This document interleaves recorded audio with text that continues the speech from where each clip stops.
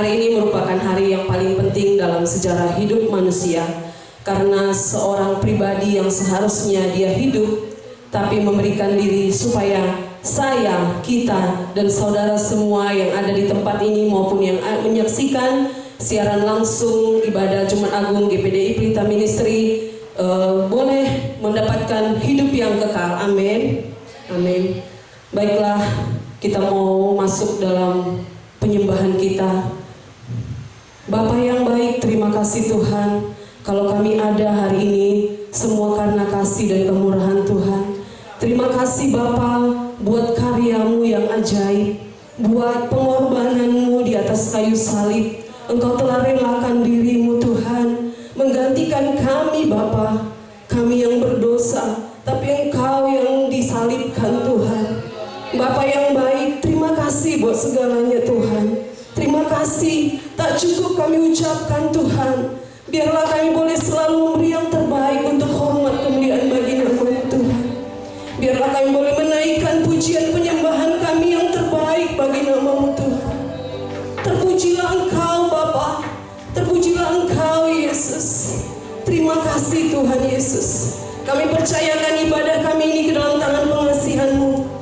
Tidak satu pun kuasa iblis, kuasa kejahatan, kuasa kegelapan yang coba mengganggu kami, tidak kami izinkan masuk mengganggu ibadah kami. Kami patahkan dalam nama Yesus.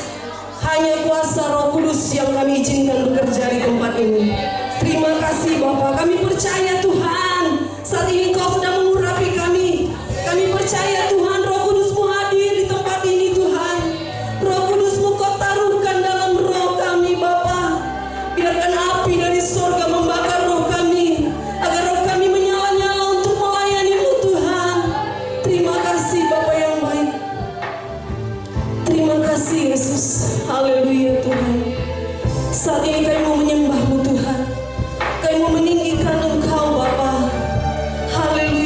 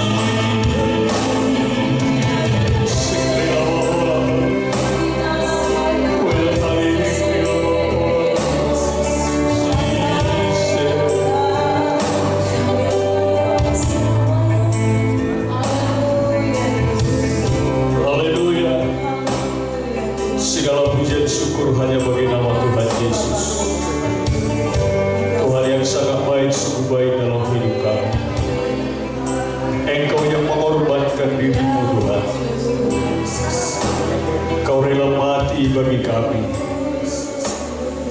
Begitu besar kasih-Mu yang luar biasa. Kasih-Mu sungguh besar dalam hidup kami. Terima kasih Tuhan. Kami akan mendengarkan kebenaran firman, dan kami percaya kami diberkati. Kami percaya semua kami diberkati.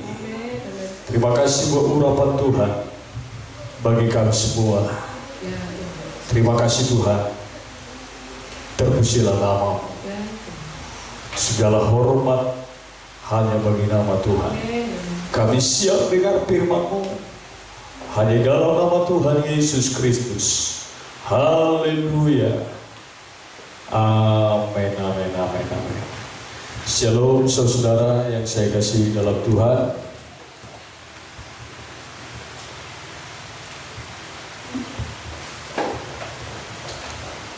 Shalom. Tuhan memberkati kita saudara.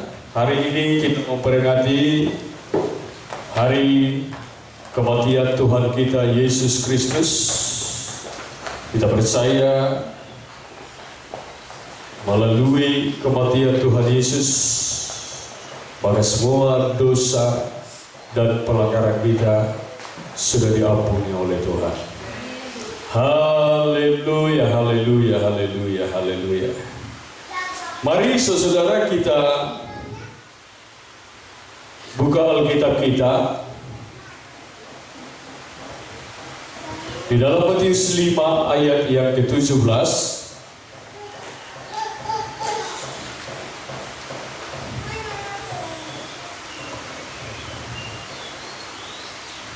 Oke, dibaca.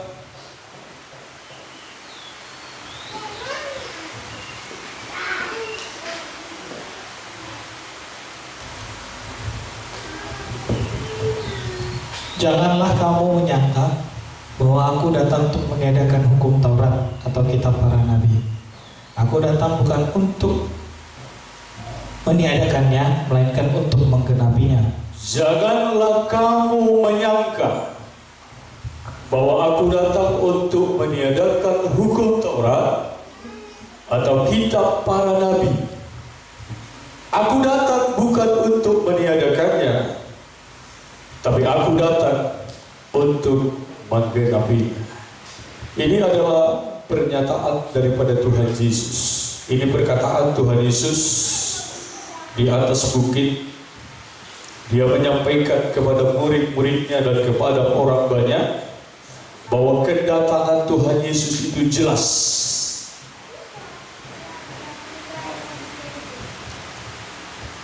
Bahwa dia datang untuk menggenapi hukum Taurat. Amin. Saudara, tema kita hari ini melalui kematian Tuhan Yesus ini, tema kita, saya sudah dibenarkan. Saya sudah dibenarkan. Orang yang benar di hadapan Tuhan akan mengalami hal-hal yang luar biasa. Haleluya. Tema kita adalah saya sudah dibenarkan. Saudara, Tuhan Yesus berkata di sini, aku datang bukan untuk meniadakan hukum Taurat atau kitab para nabi. Aku datang bukan meniadakan, tapi aku datang untuk menggenapi. Kenapa, saudara? Hukum Taurat perlu digenapi.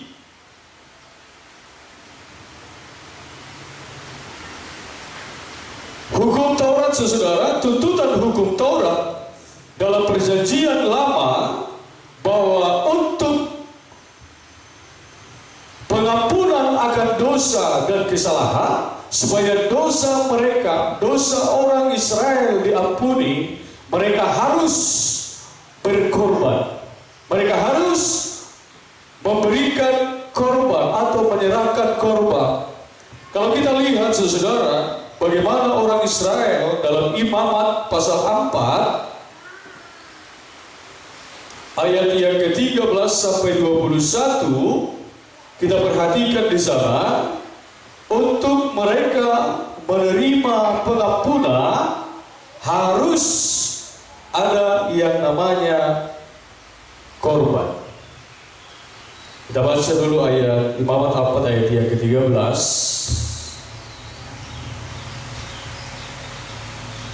Jikalau yang berbuat dosa dengan tak sengaja itu segenap umat Israel, dan jemaah tidak menyadarinya, sehingga mereka melakukan salah satu hal yang dilarang Tuhan, dan mereka bersalah. Terus, Maka apabila dosa yang diperbuat mereka itu ketahuan, haruslah jemaah itu mempersembahkan seekor lembu jantan yang muda sebagai korban penghapus dosa. Lembu itu harus dibawa mereka ke depan kemah pertemuan. lompat ayat 21. Dan haruslah ia membawa lembu jantan itu keluar perkemahan, lalu membakarnya sampai habis, seperti ia membakar habis lembu jantan yang pertama. Itulah korban penghapus dosa untuk jemaah.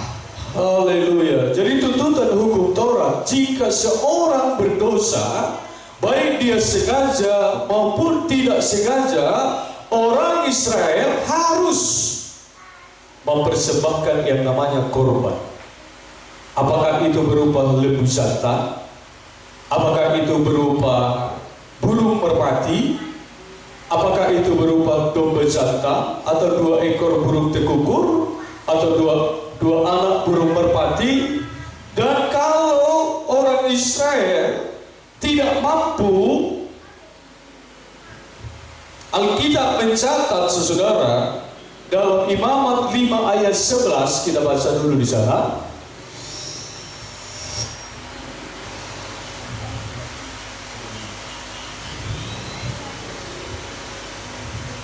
Tetapi jikalau ia tidak mampu menyediakan 2 ekor Jikalau ia tidak mampu menyediakan 2 ekor burung tekukur atau 2 ekor anak burung merpati, ya, maka haruslah ia membawa sebagai persembahannya karena dosanya itu sepersepuluh efa tepung yang terbaik menjadi korban penghapus dosa. Haleluya. Jadi kalau tidak mampu, maka tuntutan hukum Taurat haruslah ia membawa persembahan karena dosanya itu 1/10 efa tepung yang terbaik.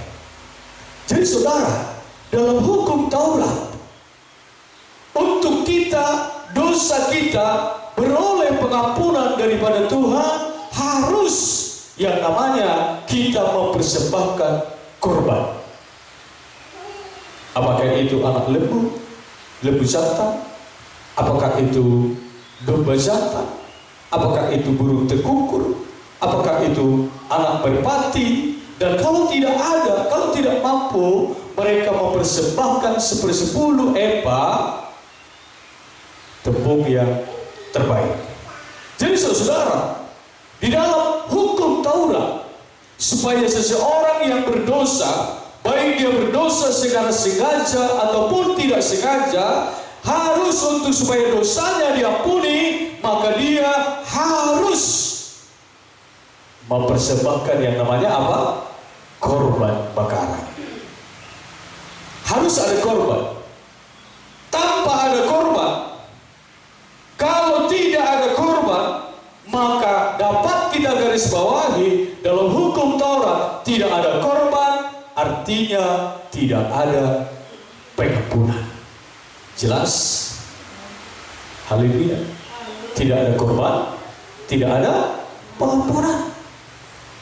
Jadi makanya Tuhan Yesus berkata tadi, aku datang untuk menggenapi hukum Taurat. Aku datang untuk menggenapi semua tuntutan-tuntutan hukum Taurat itu.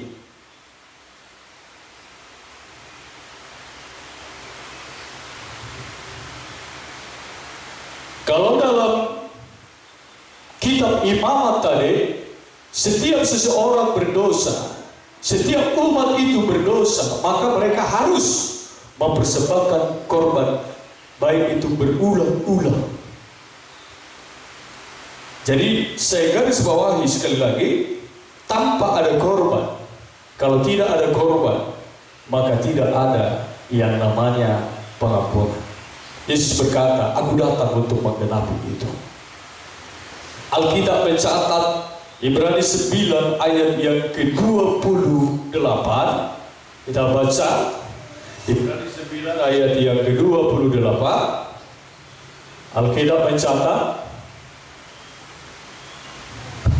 demikian pula Kristus hanya satu kali saja mengorbankan dirinya untuk menanggung dosa banyak orang. demikian pula Kristus hanya satu kali saja mengorbankan dirinya. Jadi kalau dalam perjanjian lama, saudara, seseorang yang berdosa itu mengorbankan lembu. Lalu Alkitab mencatat, maka para tua-tua orang Israel menumpangkan tangan ke atas lembu jantan itu. Kita lihat dulu Imamat 4 ayat 32. Maka orang Israel menumpangkan tangan, tua-tua Israel,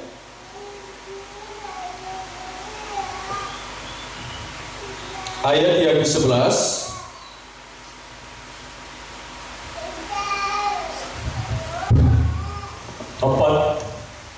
Adapun kulit lembu jantan itu dan segala dagingnya beserta kepala dan betisnya dan isi perutnya dan kotorannya. Jadi lembu jantan itu seluruhnya harus dibawa keluar perkemahan ke suatu tempat yang tahir, ke tempat pembuangan abu, dan lembu itu harus dibakarnya sampai habis di atas kayu api di tempat pembuangan abu. Lompat ayat 15. Lalu para tua-tua umat itu harus meletakkan tangan mereka di atas kepala lembu jantan itu di hadapan Tuhan, dan lembu itu harus disembelih di hadapan Tuhan. Jadi saudara, waktu lembu jantan itu dibawa kepada imam-imam, maka tua-tua umat Israel menumpangkan tangannya atas lembu jantan itu. Artinya, saudara, orang Israel yang berdosa, tetapi lembu yang menjadi korban. Jelas?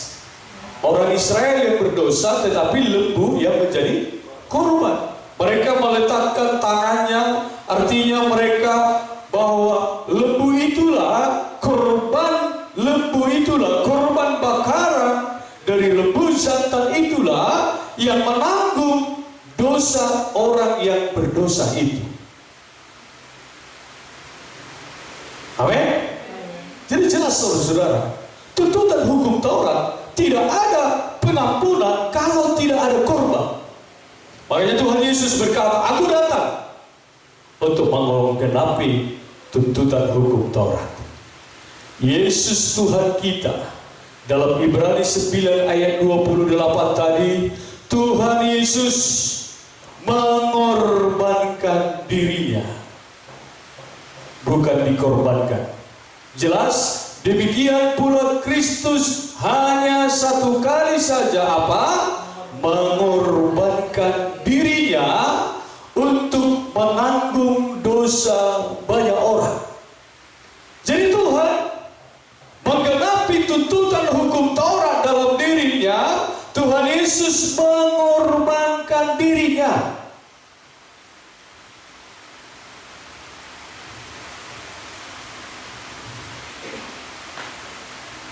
Mengapa Tuhan rela mengorbankan dirinya? Maka dikatakan dia mengorbankan dirinya dalam Yesaya 5 ayat yang 6. Kita lihat dulu di sana. Yesaya 5 ayat 6. Yesaya 53 ayat 6.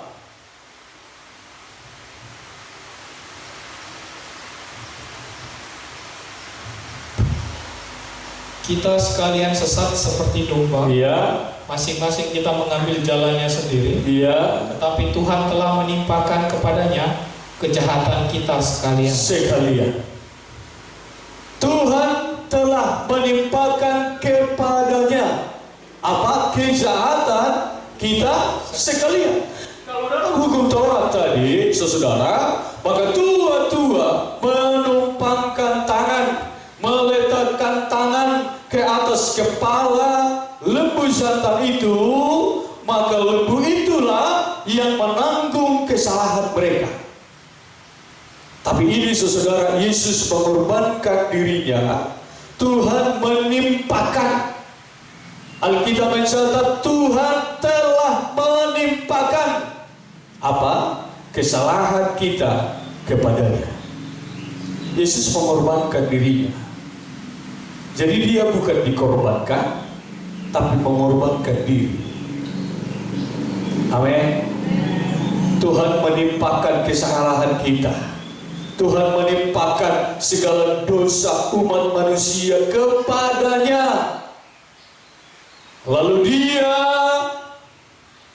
mati di kayu salib, saudara.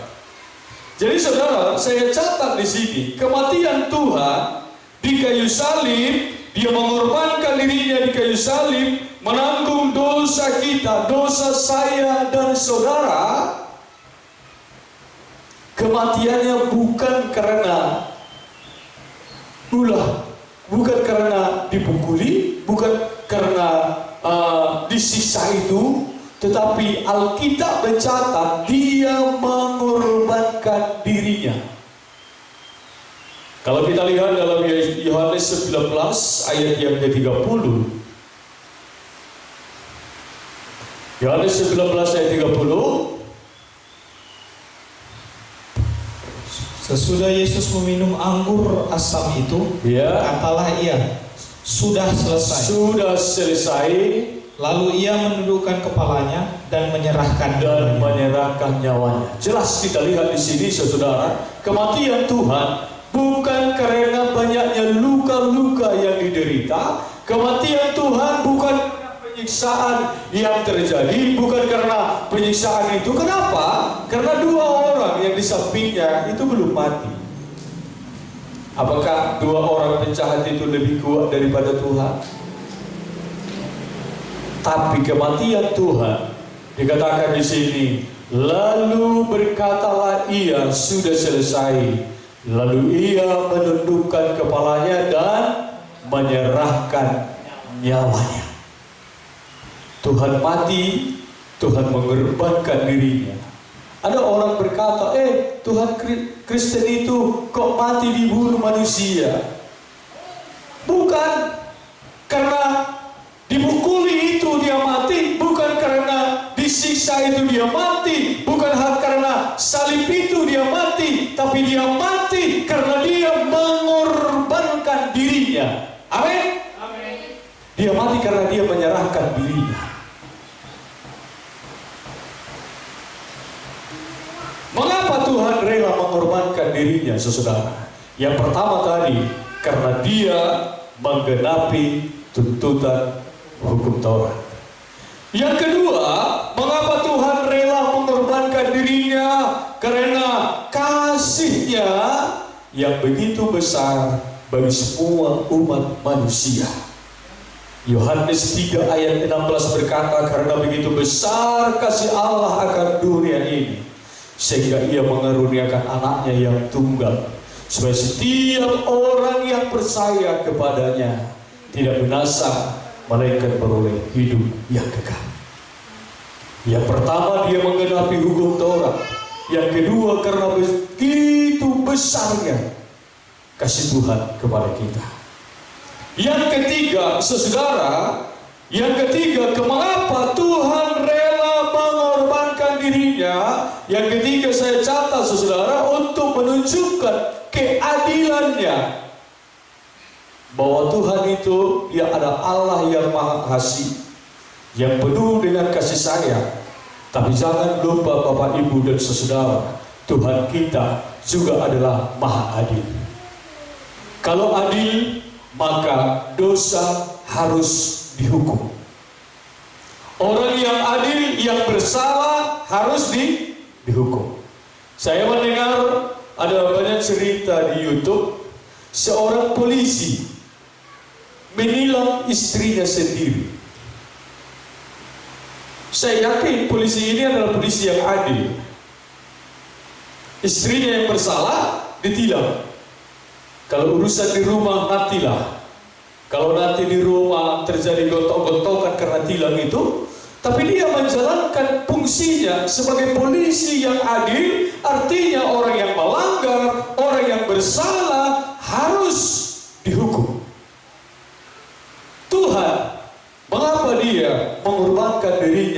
Yang pertama, dia menggenapi hukum Taurat bahwa tanpa kurban tidak ada yang namanya pengampunan. Yang kedua, karena begitu besar kasih Tuhan. Dan yang ketiga, untuk menunjukkan keadilannya. Di mana kasih dan keadilan ini bisa bertemu? Karena kasihnya Tuhan bagi manusia, Tuhan sebenarnya tidak mau menghukum kita. Dia sangat sayang pada kita. Dia tidak mau menghukum. Tetapi di satu sisi, bahwa Tuhan itu, jangan lupa Tuhan kita maha adil. Dia harus menghukum orang yang bersalah. Karena kasihnya dia tidak mau menghukum kita, tetapi karena keadilannya dia harus menghukum kita. Di mana ini bertemu, saudara? Saya mendengar satu cerita tentang seorang jenderal yang bernama Jenderal Sabila. Jenderal Sabila ini dia hidup pada abad 20, seorang jenderal yang memberontak kepada kekaisaran Rusia atau Kaisar TSAR Rusia. Lalu Jenderal Sabila beserta pasukannya bergerilya baik di padang gurun, di hutan-hutan. Karena mereka memberontak, mereka itu tinggal di hutan-hutan dan dengan sejumlah banyak pasukan yang mengikuti jenderal ini. Pada suatu ketika terjadilah pencurian makanan di perkemahan mereka. Lalu pasukannya berkata, "Jenderal, terjadi pencurian."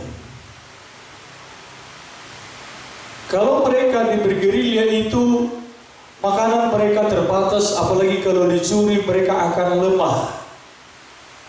Lalu apa yang terjadi? Jenderal ini mengumpulkan semua pasukannya, memberikan satu peraturan yang baru.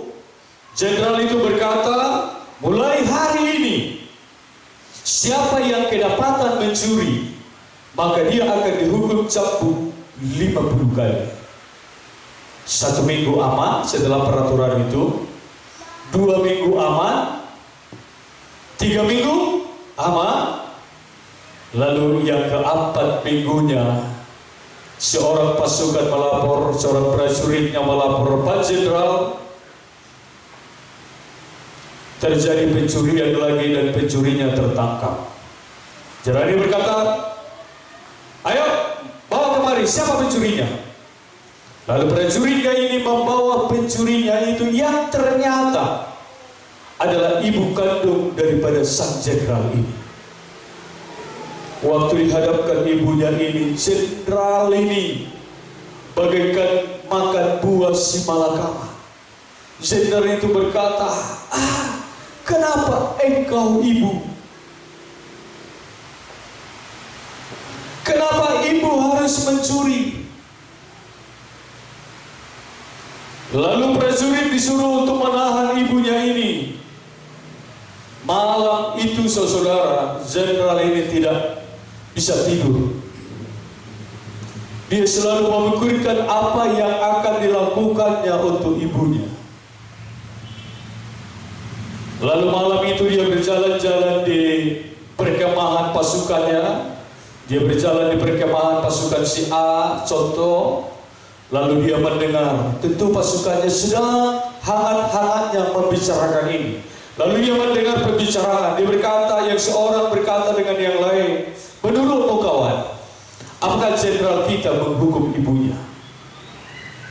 Lalu kawannya itu menjawab, "Kalau jenderal kita menghukum ibunya, berarti jenderal itu tidak ada kasih.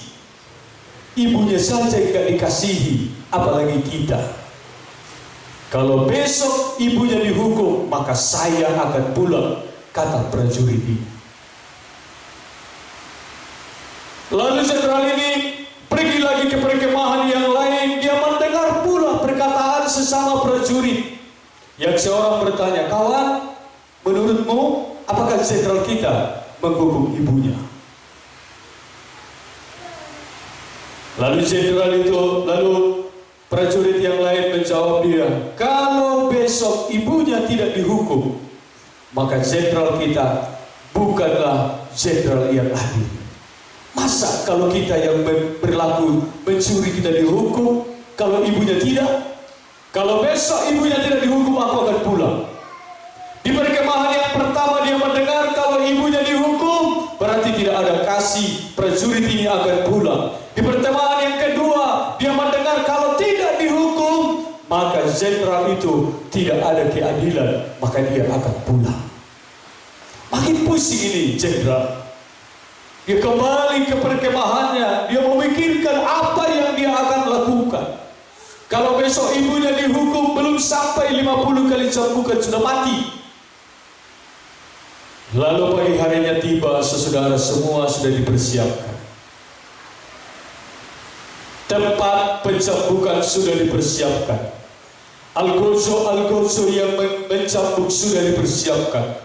Dan jenderal ini sudah memakai pakaian kebesarannya. Dia duduk, lalu ibu kandung jenderal ini dihadapkan untuk dicambuk.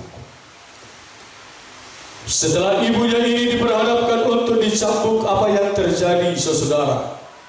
Waktu mau dilakukan pencambukan itu, maka jenderal ini berteriak dan berkata, "Stop!" Lalu dia buka pakaian kebesarannya. Dia tanggalkan bajunya. Lalu dia berkata kepada Algojo, "Aku yang akan menggantikan ibuku ini. Aku yang menanggung kesalahan daripada ibuku ini." Dan dia perintahkan kepada Algojo, tidak boleh kurang, tidak boleh tambah, 50 kali cambukan harus didaratkan kepada jenderal ini. Apa yang terjadi, saudara? Prajurit-prajuritnya melihat karena jenderal ini menggantikan ibunya. Prajurit berkata, "Wih, betapa jenderal itu sangat mengasihi ibunya ini." Dan prajurit yang tadi yang berkata kalau tidak dihukum, dia berkata betapa jenderal ini adalah jenderal yang adil,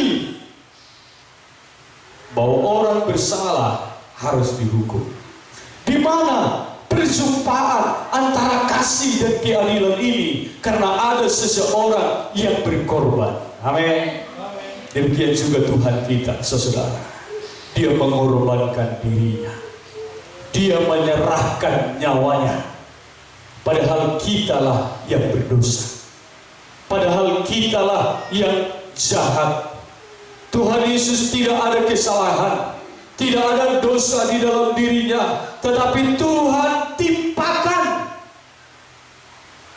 Lalu dia mati, mengorbankan dirinya di kayu salib untuk menebus dosa saya dan saudara, sekaligus untuk menggenapi tuntutan hukum Taurat itu.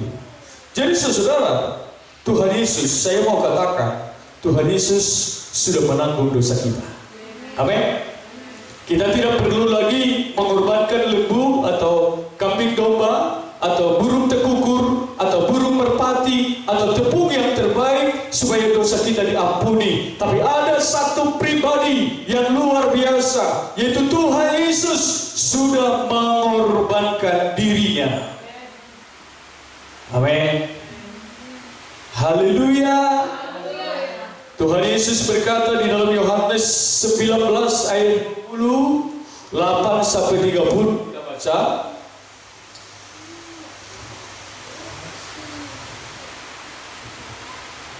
Ayat 28 sampai 30.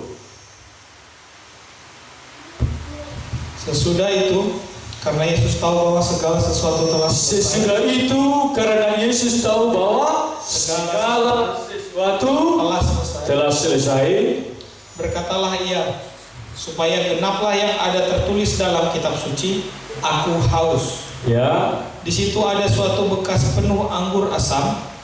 Maka mereka mencucukkan bunga karang yang telah dicelupkan dalam anggur asam pada sebatang hisop, lalu menunjukkannya ke mulut Yesus. Ya. Sesudah Yesus meminum anggur asam itu, berkatalah ia, "Sudah selesai."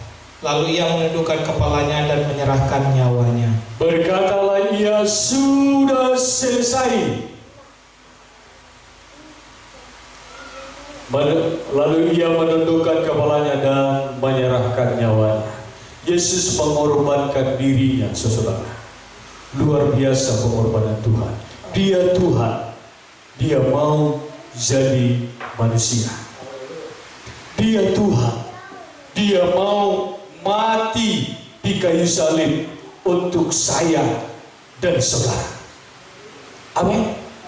Dia Tuhan loh. Dia mau jadi manusia. Dia lahir di Bethlehem. Dia lahir di Palungan. Maka dia mati di kayu salib. Jadi saudara, mari melalui hari kematian Tuhan Yesus ini, bahwa saya dan saudara sudah diampuni oleh Tuhan. Amin. Kita baca dulu Kisah Rasul 4 ayat 11 sampai 12.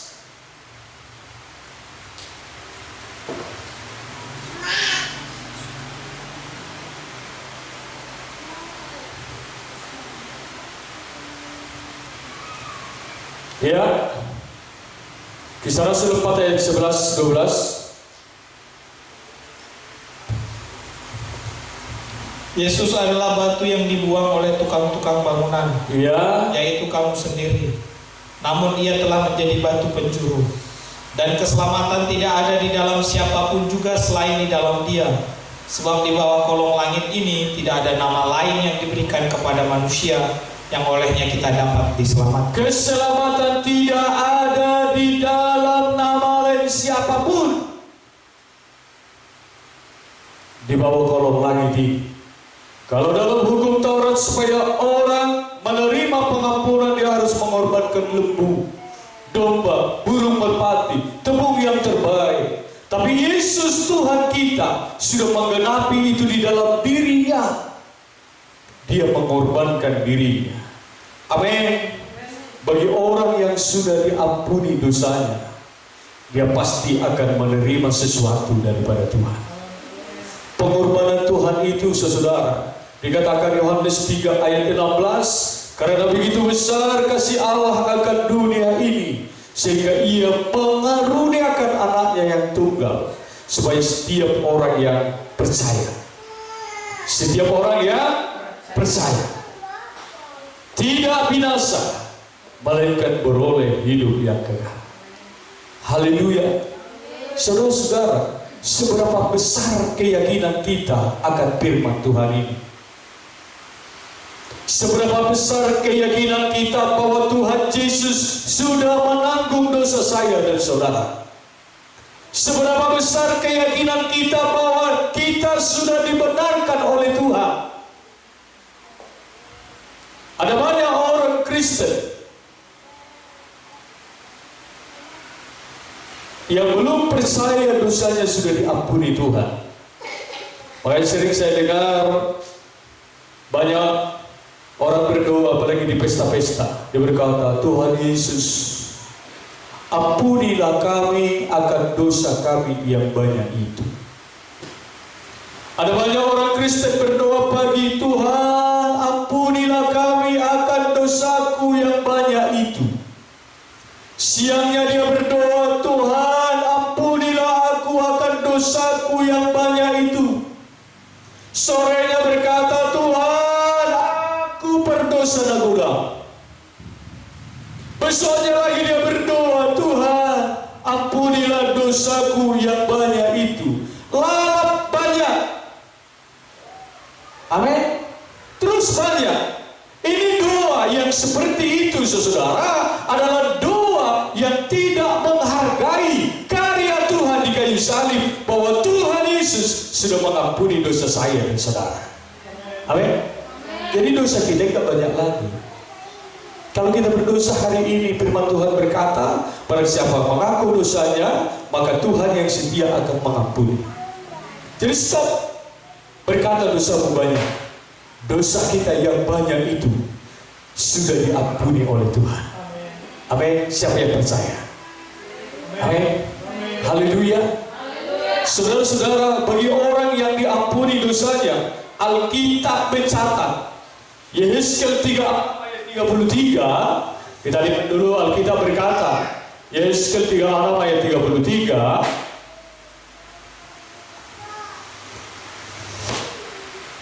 Ya. Beginilah firman Tuhan Allah. Pada hari aku mentahirkan kamu. Pada hari aku mentahirkan kamu dari segala kesalahan. Dari segala kesalahanmu. Aku akan membuat kota-kota didiami lagi. Ya. Dan reruntuhan-reruntuhan akan dibangun kembali. Terus. Tanah yang sudah lama tinggal tandus akan dikerjakan kembali. Ya. Supaya jangan lagi tetap tandus di hadapan semua orang yang lintas daripada. Terus. Sebaliknya mereka akan berkata, tanah ini yang sudah lama tinggal tandus menjadi seperti Taman Eden. Haleluya. Yang sudah runtuh, sunyi, sepi dan musnah sekarang didiami dan menjadi kubu. Haleluya. Tuhan berkata, pada hari aku mentahirkan kamu dari segala kesalahanmu. Pada hari aku mentahirkan. Mentahirkan itu artinya membersihkan, menyucikan kita dari segala kesalahan kita. Tuhan berkata, aku akan memulihkan. Maka ayat 35 berkata, tanah yang sudah lama tinggal tandus akan menjadi seperti Taman Eden. Amin. Haleluya. Saudara mau dipulihkan oleh Tuhan. Janji Tuhan bagi orang yang diampuni dosanya, Tuhan akan mengerjakan sesuatu.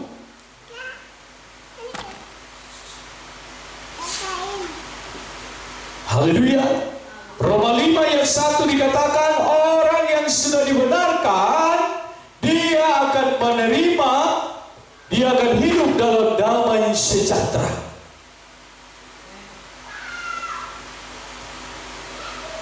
Amsal 10 ayat 30 kita baca dulu.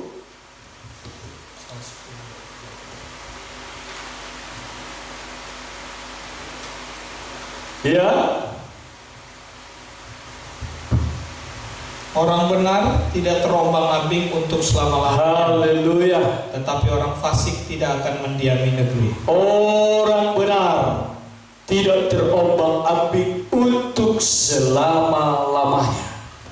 Orang benar akan berdiri teguh apapun yang terjadi. Kalaupun ada virus corona, orang benar tidak takut. Haleluya. Orang benar dikatakan Roma 5 ayat 1 hidup dalam damai sejahtera. Bahkan kita lihat dalam Yakobus 5 ayat 16, kita akan lihat di sana saudara.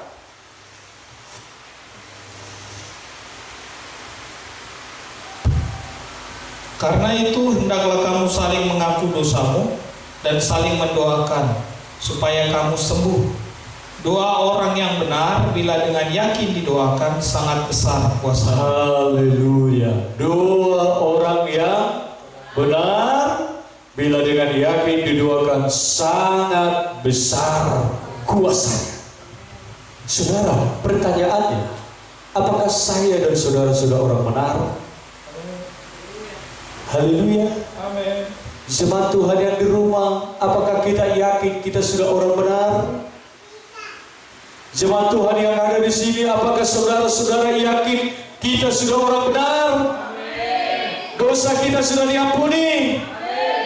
Terima damai sejahtera daripada Tuhan. Terima kekuatan yang luar biasa daripada Tuhan. Maka Tuhan berkata, doa orang benar sangat besar kuasanya. Luar biasa.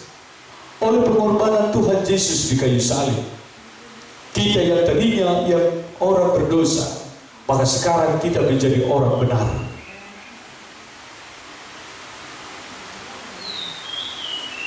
Haleluya. Katakan, saya sudah dibenarkan oleh darah Yesus. Saya sudah dibenarkan oleh iman kepada Yesus Kristus. Jadi saudara, seberapa besar keyakinan kita, Tuhan Yesus sudah mati menebus dosa kita, maka itulah yang terjadi dalam hidup kita. Tuhan Yesus sering berkata dalam pelayanannya, jadilah sesuai dengan iman. Saudara yakin dosamu sudah diampuni, dosa kita sudah diampuni, maka itu terjadi. Saya sangat yakin dosaku yang banyak itu sudah diampuni oleh Tuhan. Sekarang saya dapat berkata, aku sudah menjadi orang benar karena Tuhan. Bukan karena perbuatanku, bukan karena kebaikanku, bukan karena kesalehanku, tetapi karena Tuhan yang sudah berkorban untuk dosa-dosa kita semua. Karena itu mari percaya Yesus mati untuk menebus dosa kita. Yang pertama tadi, dia mati untuk menggenapi hukum Taurat. Yang kedua, dia mati karena begitu besarnya kasihnya kepada kita. Yang kedua, dia mati. Yang ketiga, dia mati untuk menunjukkan keadilannya. Hanya berlaku bagi orang yang percaya. Yohanes 3 ayat 16 kita baca dulu. Haleluya, ini pembacaan terakhir.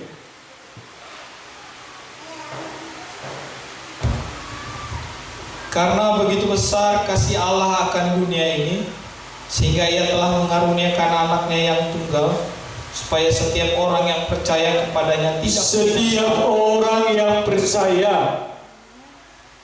ya terus percaya kepadanya tidak binasa, melainkan beroleh hidup yang kekal. Terus, sebab Allah mengutus anaknya ke dalam dunia bukan untuk menghakimi dunia, melainkan untuk menyelamatkannya oleh Dia. Ya.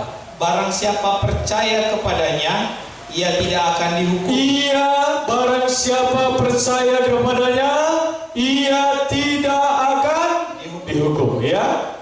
Barang siapa tidak percaya, ia telah berada di bawah hukuman, sebab ia tidak percaya dalam nama anak. Haleluya.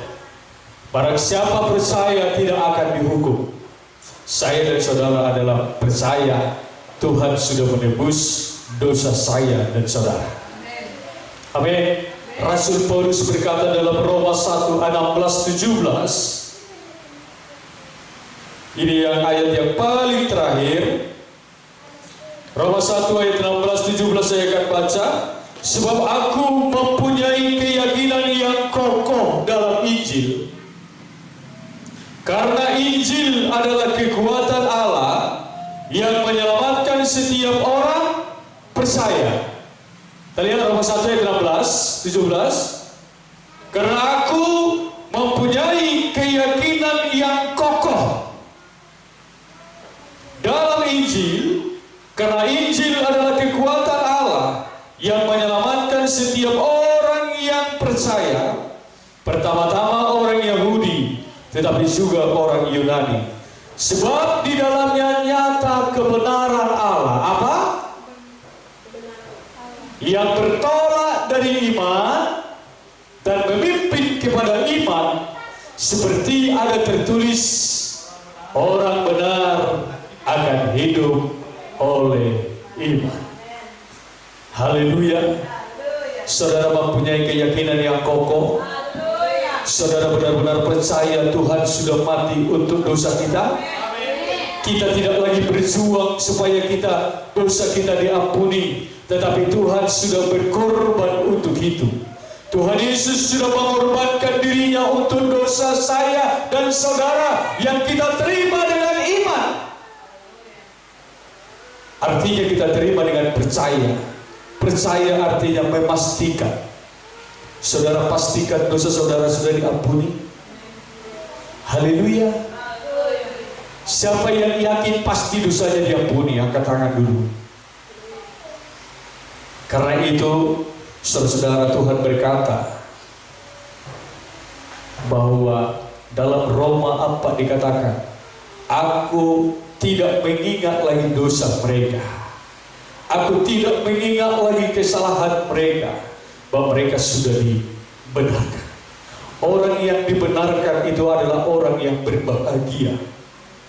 Orang yang dibenarkan itu adalah orang yang hidup dalam damai sejahtera. Orang yang dibenarkan itu orang dibandingkan. Bahkan Alkitab mencatat orang yang sudah dibenarkan bila berdoa dengan yakin sangat besar kuasanya. Katakan amin. Haleluya, saya percaya saya sudah dibenarkan oleh Tuhan. Haleluya, kita bangkit berdiri semua. Terima kasih buat pengorbananmu Tuhan.